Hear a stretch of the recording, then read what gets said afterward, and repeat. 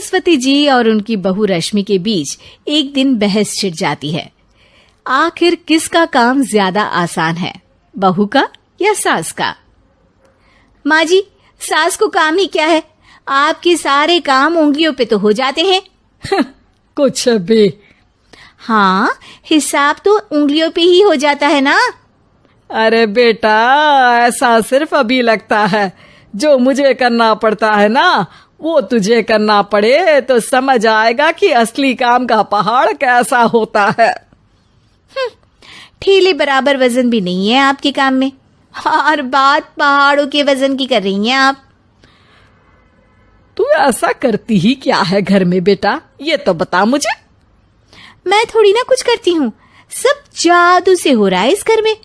अरे एक दिन मेरा काम करोगी तो समझ आएगा। Okay okay, shut up. कल से मैं घर के काम करूंगी और तू मेरी जगह हर चीज का हिसाब रखना, ठीक है? ठीक है, ये भी कर लेते हैं। ये सास बहू की डील के बारे में रश्मि के पति अमन को नहीं पता था और ना ही अमन के पिताजी सुरेश जी को। पर गेहूं के साथ साथ जैसे घुन भी पिस जाता है, ये दोनों भी पिसने वाले थे। सुबह अमन उठकर रेडी होता है ऑफिस जाने के लिए, तो पता है उसके कपड़े नहीं निकले हुए हैं। अरे रश्मि, तुमने मेरे कपड़े नहीं निकाले? अपनी माँ से पूछो ना, उन्हीं का काम है ये। अमन अपनी माँ के पास जाता है। अब मेरे कपड़े आज आप देने वाले हो क्या माँ? हाँ, देना तो मुझे ही चाहिए, पर तेरी बहू ने कपड़े धोने ही नहीं डाले, तो कोई भी धुला हुआ कपड़ा नहीं है बेटा। हैं? ऐसा क्यों? कपड़े तो धोने आप ही देते हो ना माँ? अरे बहू ने तुझे बताया नहीं, अब हम अदल बदल गए हैं। मैं अब बहू और तेरी बीवी सास। अमन परेशान हो गया। वो बिना इस्त्री के कपड़े पहनकर ऑफिस चला गया। सरस्वती जी अपने घुटने के दर्द के कारण झुककर घर साफ नहीं कर पा रही थी और ना ही खाना बनाना याद रख पाई। उधर रश्मि पहले ही दिन घर की चाबी घुमा चुकी थी और 300 रुपए का हिसाब अलग नहीं मिल रहा था। पर दोनों का ही घमंड कैलाश पर्वत से भी बड़ा था और दोनों ही खेमे एक दूसरे की बात मानने को बिल्कुल तैयार नहीं थे। शाम को जब सुरेश जी और अमन खाना खाने बैठते हैं तो सरस्वती जी उनके सामने गाजर और पपीते लाकर रख देती हैं। अरे माँ, ये क्या है? ख्याली पुलाव के साथ सलाद। माँ जी खाना बनाना भूल गई लगता है। अरे एक एक चमन्नी का हिसाब है मेरे पास, खाना बनाना कैसे भूल जाऊंगी? ये तो मैंने पढ़ा था कि फल फ्रूट खाने से सेहत अच्छी रहती है, इसीलिए ये ले, एक फल खा ले। रात को सुरेश जी और अमन अपनी मीटिंग बिठाते हैं अकेले में। बाबूजी, इनकी लड़ाई के कारण ना हमें ठीक से खाना मिल रहा है, उल्टा घर के सारे काम रुक गए हैं।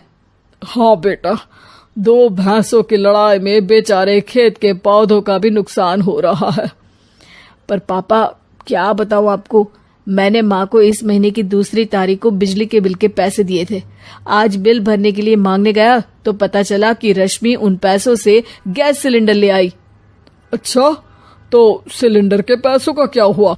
अब सिलेंडर के तो कोई पैसे नहीं थे बाबूजी, हमारे घर पर गैस की पाइपलाइन लगी है ना। बेटा, इन दोनों का कुछ करना पड़ेगा, नहीं तो अपने घमंड के चक्कर में पूरा घर बर्बाद कर डालेंगी ये दोनों। अमन और सुरेश जी काफी सोच विचार के बाद एक निष्कर्ष पर पहुंचते हैं। रात ही को दोनों अपनी पत्नियों की अलमारी से नई साड़ी निकालते हैं और सुबह जब रश्मि और सरस्वती जी उठते हैं तो देखते हैं कि दोनों पति साड़ी पहनकर चढ़ाव पर सब्जियां काट रहे हैं। अरे ये सब क्या हो रहा है? क्या हो रहा है मतलब? आप दोनों अदल बदल हो सकते हो तो हम क्यों नहीं? अरे क्या मतलब? नहीं नहीं, मेरी भी बचपन से किसी की बहू बनने की इच्छा थी, तो आज से सरस्वती तुम बड़ी बहू, मैं मिडल बहू और अमन छोटी बहू। अरे लेकिन सब घर पर बैठ जाएंगे तो कमाएगा कौन? ये घर कैसे चलेगा? अब वो तो भैया या बाकी लोग जाने, अब हमने भी अदल बदल कर ही लिया है तो कुछ नहीं हो सकता।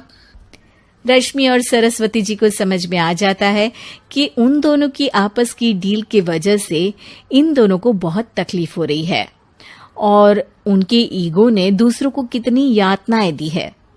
अब असल में माँ जी आप सही थी, सास बनना बहुत मुश्किल है। अरे हाँ बेटा, और तू भी, मुझसे तो नहीं हो पाया सब घर के काम, वापस बदल ले क्या? हाँ हाँ बिल्कुल माँ जी, और अब आप दोनों भी बदल लीजिए, कोई आ गया तो आप दोनों को देखकर क्या सोचेगा। अच्छा है, आप दोनों के समझ में ये बात तो आई, मैं फटाक से कपड़े बदल लेता हूँ। अरे रुक जा बेटा, एक फोटो ले लेती हूँ तेरी, मेरी बेटी होती तो तेरे जैसी ही दिखती साड़ी में। और मेरा फोटो नहीं लोगी?